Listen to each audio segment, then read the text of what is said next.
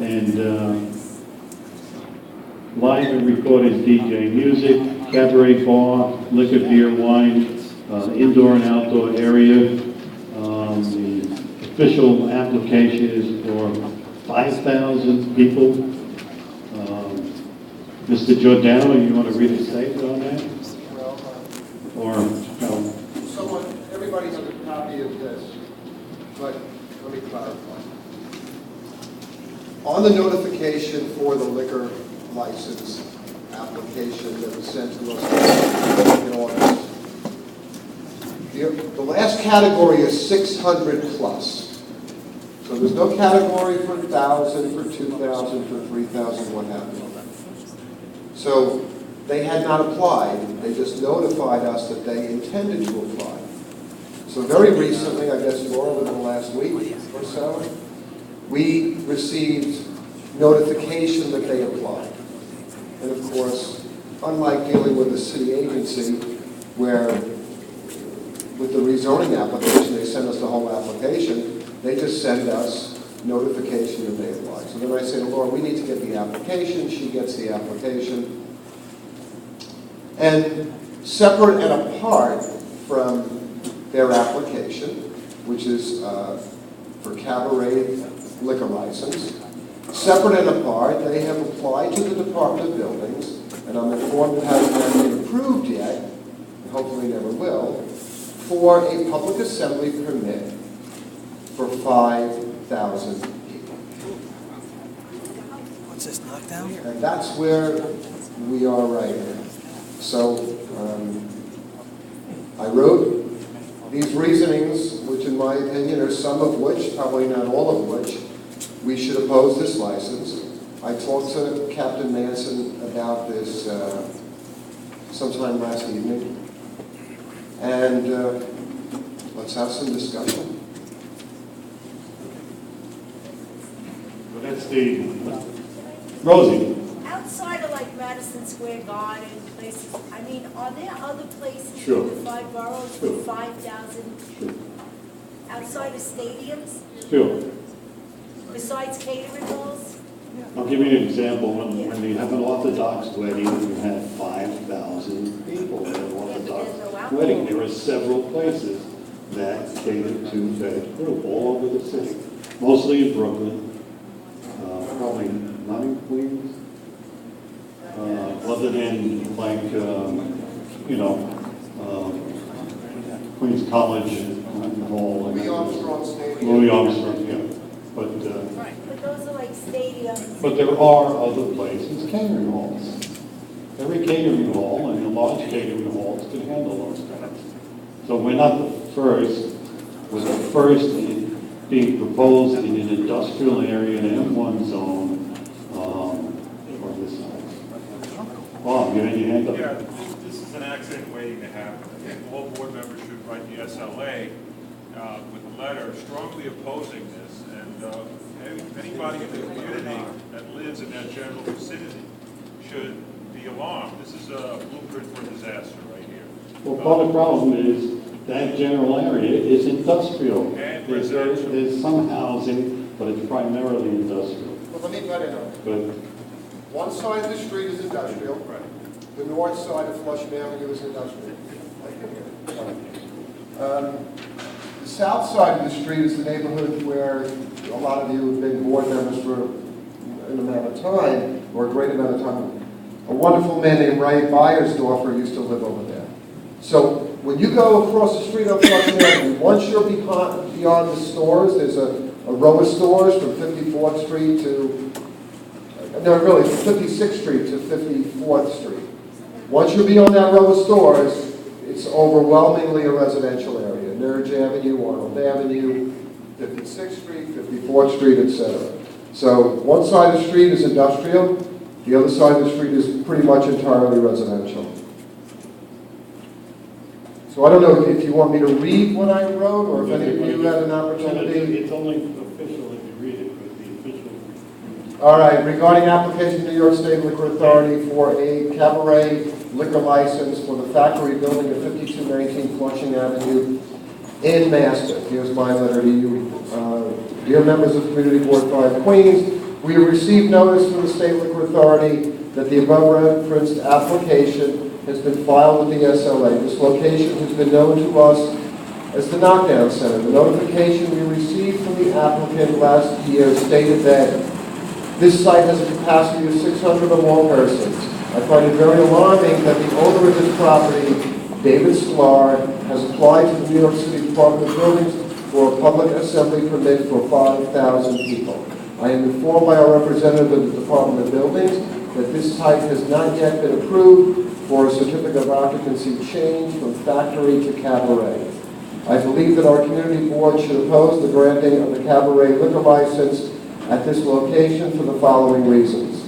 This site is zoned for manufacturing, and we have been in favor of maintaining locations zoned for manufacturing as evidenced by our support of establishing an industrial business zone in Ridgewood, south of Myrtle Avenue.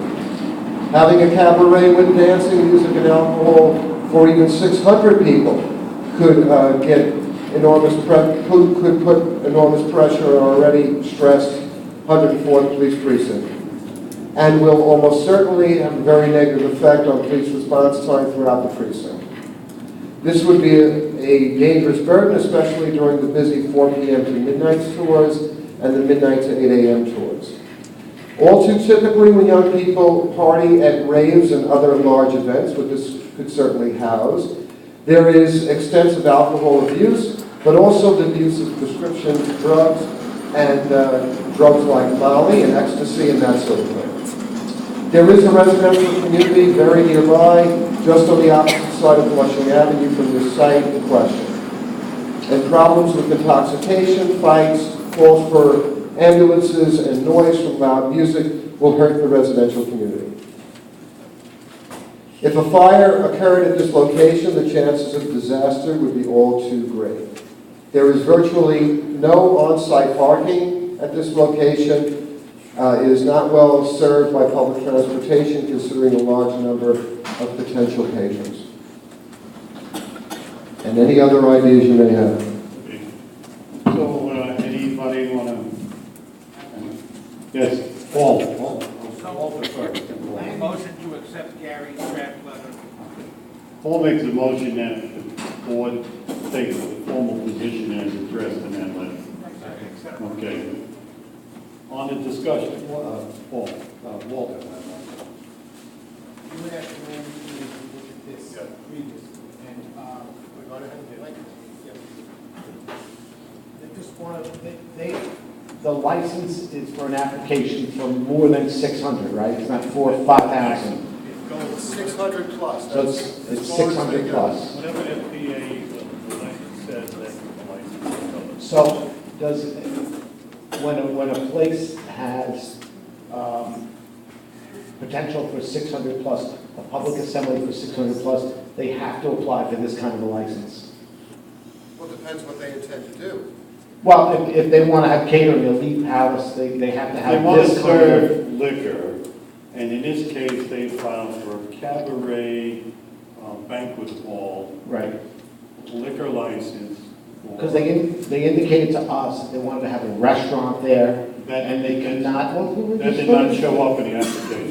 that he was looking to have a restaurant there. I'm not arguing with you, I'm just trying to, for clarification here, because when we met with them, and I think they were here, Yeah. the intentions were to put a restaurant there, the intentions were to have a band there, like they have at Brook and Bowl, and places like that. And there was, and I just want to report to you that the feeling inside our committee was, there was a feeling that it might be better it might be better if they had a license so that we had some control over it, as opposed to, and I just want to, bring that up, as opposed to if they didn't have a license, then you couldn't shut them down. The SLA couldn't shut them down, and there would be drugs, there could be alcohol. You could have young kids there. Young kids are not allowed in a place where they have a license like this. They could shut them down immediately. What's confusing about the different applications and approvals, the C of O application is for 5,000 people, indoor and outdoor areas.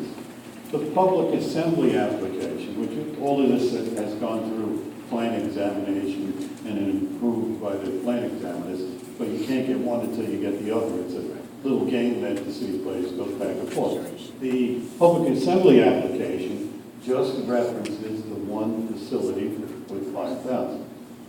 The liquor license application is, I don't think it mentioned the outdoor areas. It did, okay. The liquor license application mentions the outdoor areas, and it's for, as Gary said, 600 plus. It's based on whatever their public assembly permit is approved. I would just the one would rather see, instead of doing a quick, no, we don't like it, bringing it back to executive committee instead of land use committee. And then, I would like, and then writing a real, something that the committee comes up with that may have more teeth than something like this. So that, and maybe even have the applicant come and talk to us again, and here next month, or in our executive committee. So, I mean, that's what I'd like to see, to really bring him in front of us, to make him more responsible to us. Well, we have a time deadline. 320. 320. The 320 is March 20. March 20th, they want our recommendations, and if they don't get it by then, they will consider that we have no objection. That's the liquor application. Okay, we'll start on this side. I have a question. The zoning has not been changed, is that right? They're looking to change the zoning They're not changing zoning. from manufacturing. They're not Changing use, is that The certificate of occupancy will permit, if the zoning permits them to have this type of facility in an M1 zone, right? Yes. And then filing for a certificate of occupancy to provide this facility. Has that been approved? It was signed off by the planning examiner pending the approval of a public assembly application. The public assembly application was reviewed and signed off by the planning examiner, but neither one of them show up in the system as final approval. So isn't applying for a cabaret license, liquor license, the next step rather than, are we reversing things? No, they originally were going for the liquor license, if you recall, and we objected to the liquor license because they did not have a valid C of O.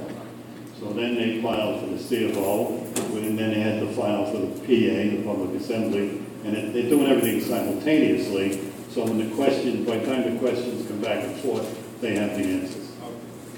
Yes?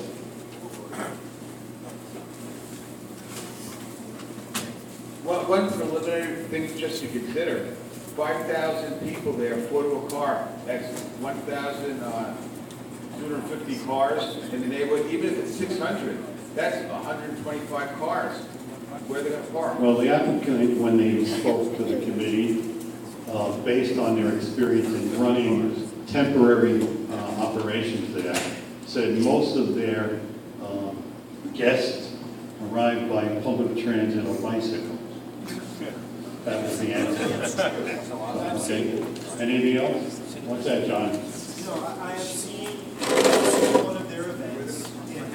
They easily had over, I'd say, 500 people. I would say that there was alcohol abuse. There was a paramedic on site hired by the security firm who actually did treat and help escort into an ambulance an LSD overdose.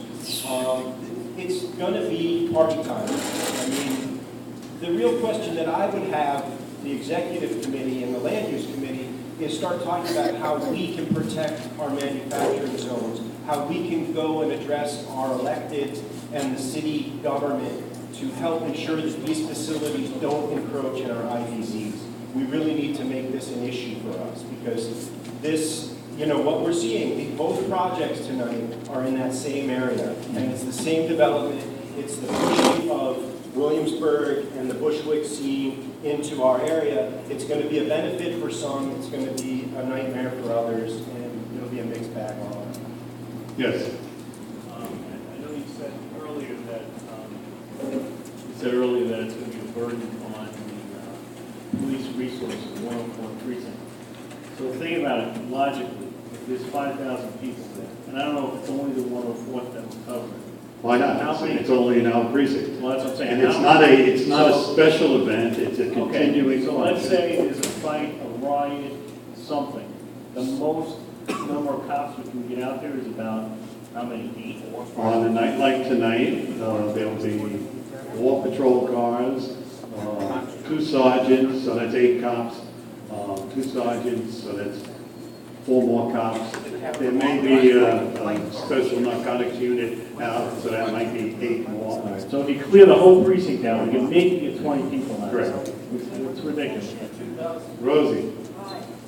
These are other permits, the other permits that they apply for the cabaret, do we have an ability to also write the Department of Buildings a letter to tell them we're not supporting? We did that. Okay, so now we're gonna write this letter from the community board to the state liquor authority.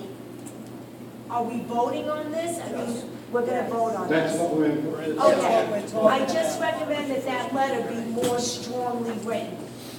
Strongly opposed, like, I just don't think the wording's strong enough to represent how we feel. Bob holding that in his hand up, please. I'm sorry, Bob.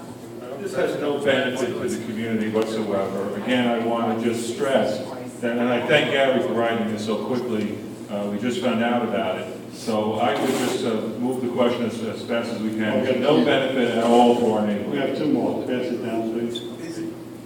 But I understand that if they don't get the liquor license and they get the public assembly license, they can run parties there for 5,000 people with no liquor. 4, no more than 4, they could have no liquor. Right. What they've been doing was getting temporary liquor licenses, and you can do that. So let me tell you They're what's going limited 4 in any 12-month So let me period. tell you what's going on the west side of Manhattan right now.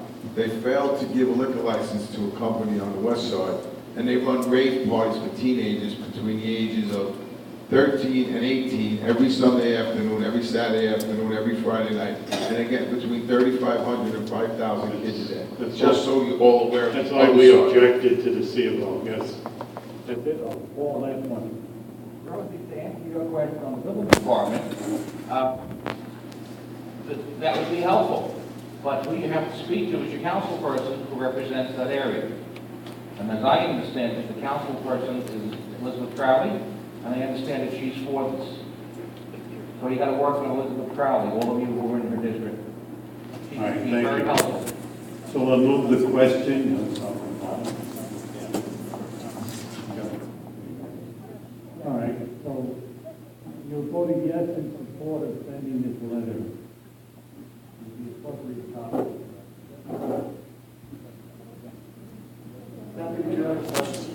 Yeah, I just want to be clear, we did vote to stay on this liquor license once already, right? Yes, we did. Well, I no. just want No, to- we recommended against it, Okay, but because they didn't have a C of O at the time. right. They still don't, But now they're almost like double back, now they want a cabaret and a liquor well, license. they have to, that's right. Mr. Arcuri, Yes. Manny Caruana, Yes. Bart Chimelli, Yes. Walter Clayton, Yes. Dan Creighton, Pat Crowley, Brian Dooley, Jerry Drake, Dimitra Fikowski, Steve Fiedler, Dory Figliola, Caroline Fuchs,